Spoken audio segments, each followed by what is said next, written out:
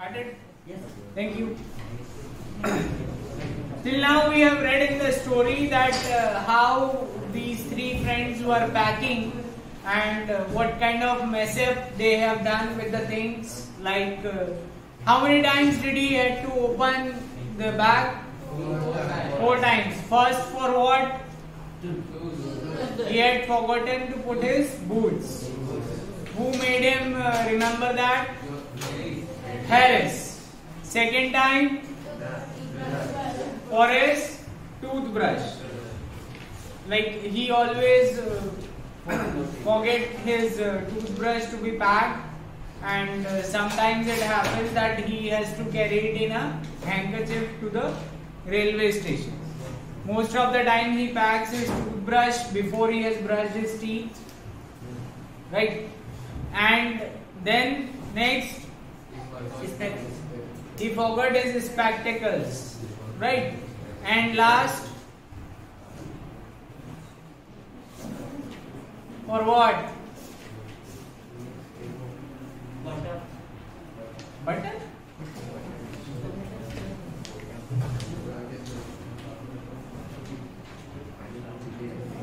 This shows how nicely you have read the chapter, or how attentively you heard it yesterday.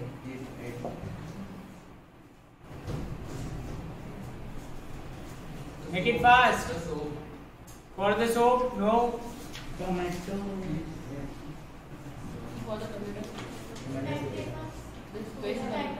Spectacles is over. We have done boots, toothbrush, and spectacles. What was the fourth time? I don't remember.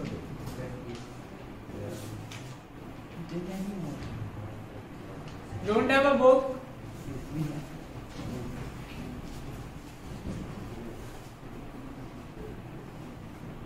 Make it fast. I suppose he had just opened it for 3 times. Fourth we count for the first time. First time when he started packing, that time, right?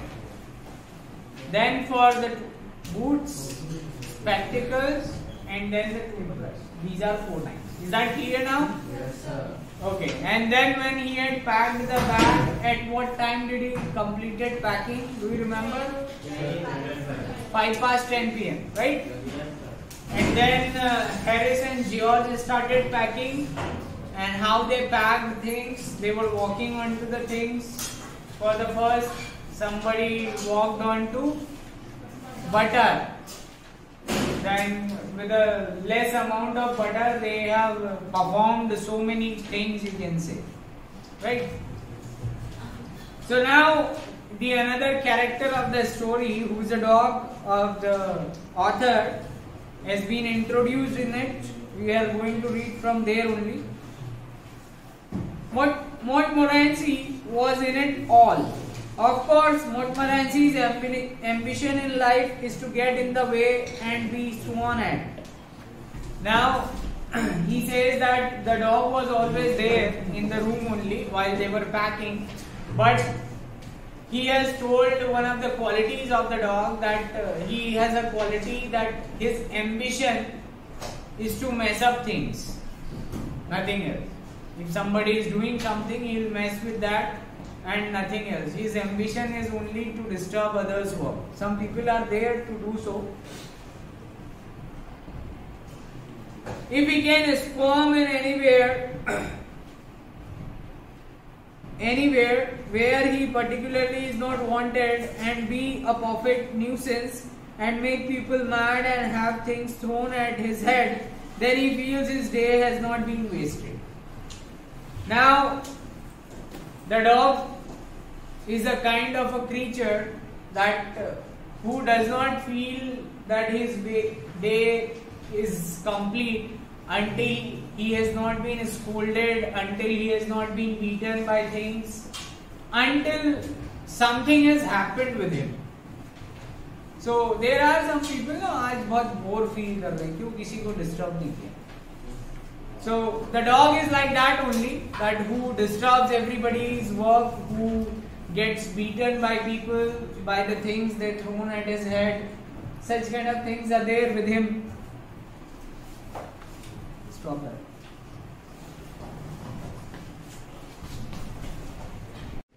To get somebody to stumble over him and curse him steadily for an hour is his highest aim and object.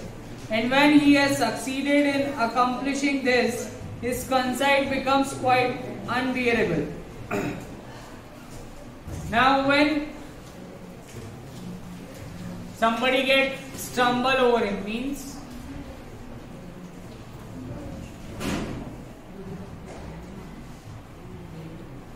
stumble over him.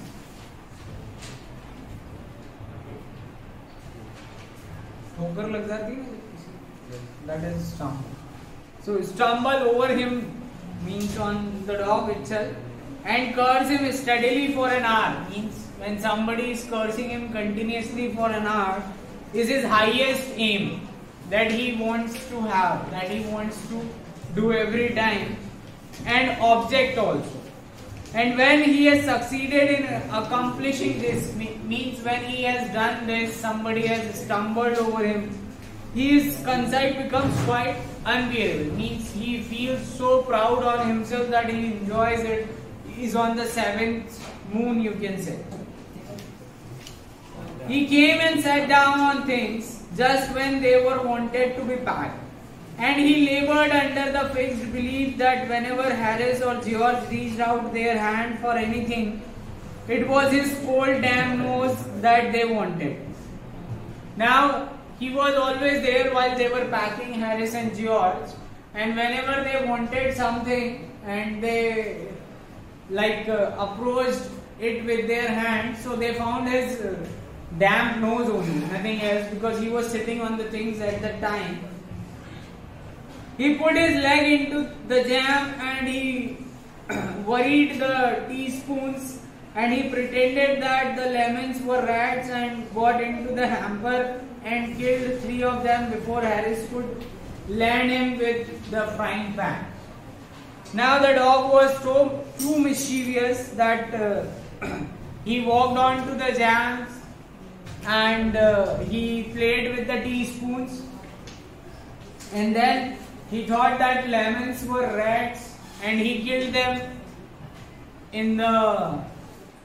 before Harris could put them into the hamper. He killed 3 of the rats like they were lemons.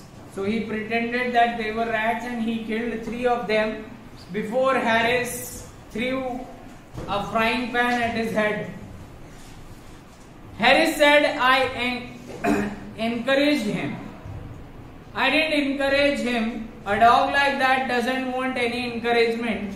It's the natural original sin that is born in him that makes him do things like that. Now Harris accused the author that you yourself are encouraging the dog to do such kind of things, to disturb us. But the author says that I did not encourage the dog to do this. No. Such dogs do not need any kind of encouragement. They themselves do such kind of things. And it was a born quality with him. He had it as God gift, you can say.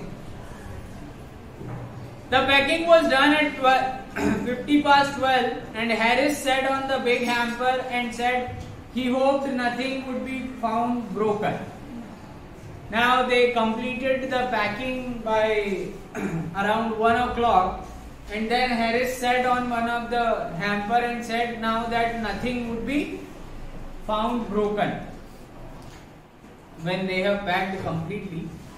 George said that if anything was broken, it was broken, which reflection seemed to comfort him.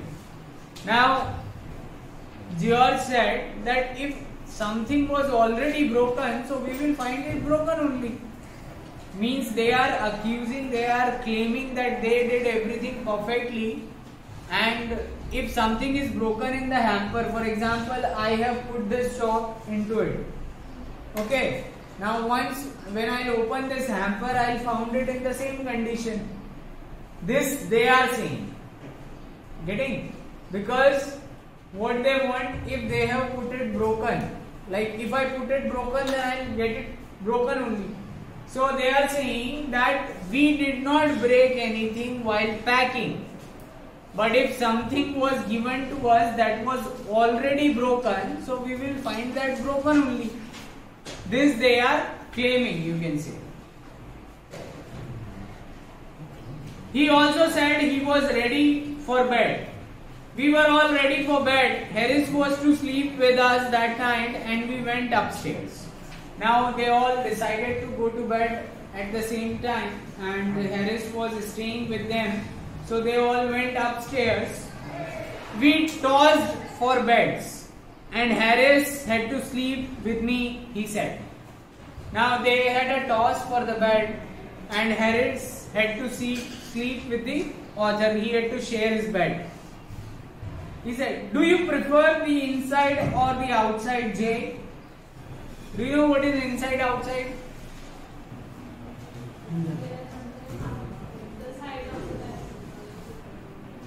Yes, the side of the bed means which is next to the wall. Getting? I said I generally prefer to sleep inside a bed. Harris said it was odd. Now, the author said I generally prefer to sleep inside of a bed. Now, Harris said it was odd. George, what time shall I wake you, fellows? Harris said, 7. I said, no, 6, because I wanted to write some letters. Now, when George asked that at what time should I make you wake up, so he said that at 7. Harris said at 7, but the author said no, at 6 o'clock because he had to write some other letters. Harris and I had a bit of a row over it, but at last split the difference and said 6:30. Now Harris and the author had a long discussion over it. Why 7, why 6, why 7, why 6. So after all this discussion, they came on a midway and it was 6:30. Wake us at 6:30, George, we said. George made no answer and we found on going over that he had been asleep for some time, so we placed the bath where he could tumble into it on getting out in the morning and went to bed ourselves.